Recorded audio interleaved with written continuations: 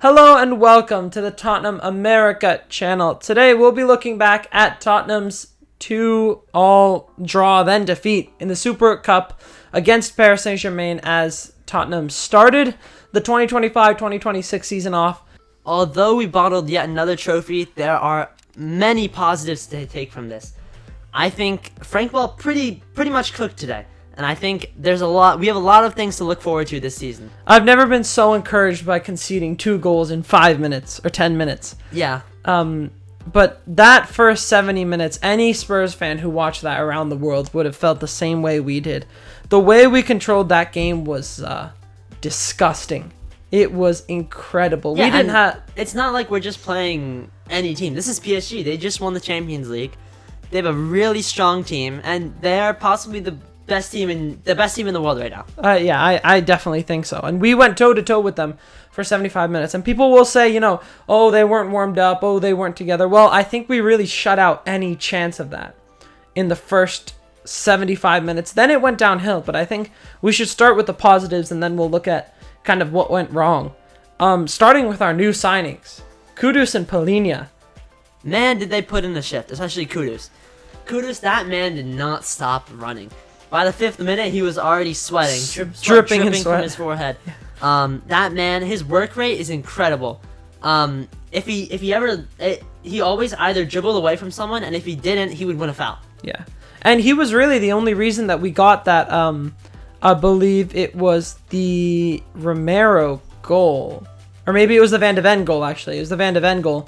The only reason we scored from it is because Kudus won that foul by evading 2 Paris players and then going down because someone was literally pulling his shoulder out of his socket. So I that was incredibly encouraging from Kudus. And I think the biggest thing we can take away from him is that when you pay the quality, when you pay the big money, you'll get quality back. I think Kudus is the first player, someone else can, he's the first player that we've bought where we've spent all out money. And he's really been of a different class. He has been of a different class. We've seen hints of it in preseason, and now he's unleashing it in full force. Mm-hmm. But what about Palhinha? I think Palhinha put in an excellent shift today. Palhinha surprised me because he made his debut for us against Bayern Munich, his parent club, and he gave away a penalty, and he was just playing really sluggish. And I was like, with Madison out, we're going to need extra reinforcement in midfield. And Kulusevski out, we're going to need extra reinforcement in midfield this game. So I was very, very worried about Palhinha going into the game, but I think he's the only reason that he's one of the reasons that we were so defensively solid. Yeah, he was so solid, making tackles like he always does, like we've seen him for Fulham throughout the years in the Premier League. But he was such an important player to our tactics today. Mm-hmm. And I think him, when we went onto the field, him, Richarlison, and Kudus were, and I guess you could say Sarr too, were such big parts of them. One part was that they were literally just, their work rate was incredible. They just did not stop running. Mm-hmm. That's one thing I think that Thomas Frank probably puts emphasis on, and one thing that will certainly help us in the long run throughout the season. Yeah, I agree. Yeah, and the other thing is, we've seen with other managers, for example, I guess Mourinho or Conte, there were a lot of players that would run themselves into the ground. I think one good example would be Kulusevski, right? Let's say under Conte, right? Kulusevski would run himself into the ground, and he would get injured, or in some matches, you would see he's really fatigued. But now we actually have the squad depth to do that. Yeah, we can actually run our players into the ground, and they can put in a real shift because they don't have to worry about, I'm gonna have to do this again in 3 days, which is not the case. And then our goal scorers, 2 center backs, set pieces. Thomas Frank, we knew when he came in, his focus has always been on set pieces. That's, when we played Brentford, that's what everyone was scared of.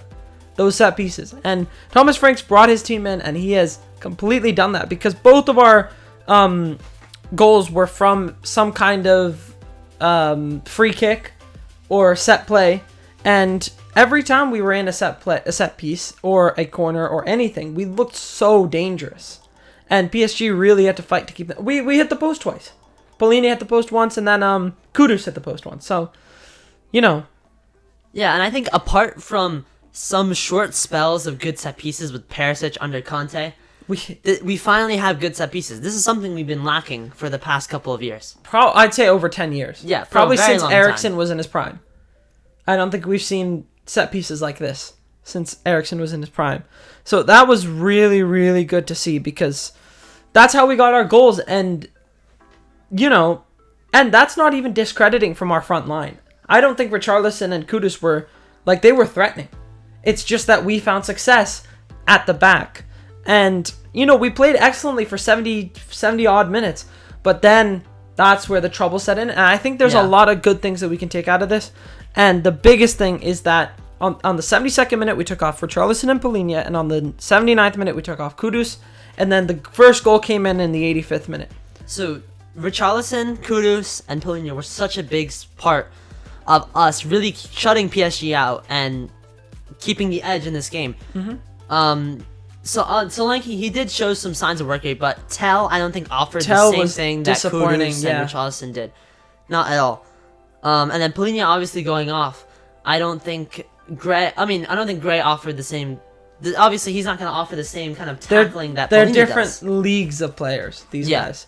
And we know Richarlison. That guy, ever since the Europa League final, we knew he was going to put in a shift on the big stage. Yeah. That's what he did. That's why I love Richarlison so much. He doesn't bag too many goals or assists, but every time he plays, he really just puts his body on the line and he works so hard. And I think Frank's going to pull a player out of him this season. I think he will. He's a great hold-up striker this season. But I agree, Solanke and Tell were definitely disappointing in their work rate. They were fresh legs, and they were jogging around the pitch. And the reason we kept PSG so quiet was because of Kudus, because of Palhinha. They were shutting them down. So that's the point where, Daniel Levy's going to have to open up his pocketbook and sign a couple of checks, because the players that will change this around are Savinho and Eze. Yeah, I definitely think they will. But now, looking at the players that we do have, I think Sarr was very bright today. Oh my god, that guy's going to be a champion this season. He is going to be definitely our top midfielder. With Maddison out, that guy is an engine room worker. Him, and honestly, Bentancur pairing with him, are just going to be a really, really good duo in midfield. I don't know why, I loved Palhinha, Sarr, Bentancur today. And then with Porro and Spence on the outside, I think Porro and Spence played very well up until they lost Palhinha and Kudus and Richarlison at their side, pressing. After they went off, then I think Spence and Porro didn't have the chance to attack. They were kind of on the back foot at all times. And then we shrunk more narrow. Yeah, I agree. So. But, this is an incredible performance from Tottenham. I think this is one of the best performances all around that we've had in years. I don't think we've been this good in years. Yeah, I know we've said, maybe in preseason or the first match of the season, this is the start of something new. This is, really good. But normally that's, maybe the first match day of Premier League. I don't know, we're playing Brentford. Yeah. For example, when we first got Ange. But we're playing PSG here. And there were significant changes in the way we played, the mentality, the style. And I think these are really encouraging signs. But just like we squandered the chance with Pochettino and all those guys, we have to spend and get the big players in, because we've seen it on paper with Palhinha and Kudus. Those guys are monsters. So we get those Savinho and Eze, that it's going to be cooked for the rest of the league, but we have to get them in. Yeah, I agree. But out of all of this, my favorite part of this match was definitely the Danso throw-in. Oh, yeah. That guy is going to become... I have a feeling he's going to play quite a bit this season, because his throw-ins are just magical. Yeah, you could see, when we win a throw-in up the pitch, you immediately see Thomas Frank saying telling Danso to come up and take it. And we saw how big of a threat it was today. Yep. You're not going to get the cleanest of goals from it, but you get it into the danger area, and we can definitely score off of it. All in all, you know what? It's a Mickey Mouse preseason trophy. Doesn't really matter. Just to get a run under the legs, So, the real test is this Saturday against Burnley. That's gonna be a challenging game, but it's not a bad way to start off the season. We so close to getting the trophy, but definitely encouraging signs. And more of the story is we need to sign Savinho and Eze. We need to sign Savinho and Eze. That's really what we take out of this game. But that's it for our video on the Super Cup between Tottenham and PSG, as we lost on penalties to Paris Saint-Germain. If you enjoyed and want to see more Spurs content, make sure you like and subscribe to the channel. Comment below what else you'd like to see on the channel. And until next time, come on you Spurs!